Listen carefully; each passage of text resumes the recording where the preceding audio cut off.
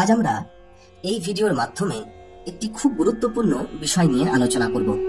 শ্রী শ্রী মায়ের শরীর ত্যাগের পর এক ভক্ত দম্পতি শোকার্ত হয়ে বেলুড় মঠে আসেন এবং মহাপুরুষ মহারাজ অর্থাৎ স্বামী শিবানন্দজি মহারাজকে দর্শন করে নিজের অন্তরের প্রবল শোক কাঁদতে কাঁদতে নিবেদন করেন।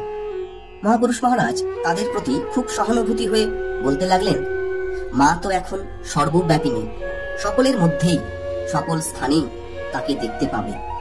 যে তাকে প্রাণ ভরে ডাকবে সেই দর্শন পাবে। তিনি এতদিন এক স্থানে ছিলেন, এখন সর্বত্র আছেন। দুঃখের কোনো কারণ নেই, ব্যাকুল হয়ে আন্তরিকভাবে ডাকলেই দর্শন দেবেন। একটি পত্রে তিনি এই ভাব প্রকাশ করে লিখেছেন, যে ভক্ত তার অভাবে যত দুঃখ অনুভব করবেন তিনি তাকে তত বেশি দেখতে পাবেন ও হৃদয়ে শান্তি অনুভব করবেন। কারণ তিনি শ্রীমা সাধারণ মানবী নন, সাধিকাও নন বা সিদ্ধাও নন, তিনি নিত্যা সিদ্ধা, সেই আদ্যা শক্তির এক অংশ প্রকাশ। যেমন কালী, তারা, ষোড়শী, ভুবনেশ্বরী ইত্যাদি তেমনি এ যুগে ভগবানের ভক্তরূপে অবতার, যুগ ধর্ম সংস্থাপক শ্রী শ্রী রামকৃষ্ণের লীলা সহায় হয়ে গোপনে অতি দীন ভাবে দিন পিতামাতার ঔরসে ও গর্ভে বঙ্গের এক নগণ্য গ্রামে অবতীর্ণা হয়ে জীবের ঐহিক এবং পারত্রিক কল্যাণের জন্য সর্বদা তৎপরা থাকতেন।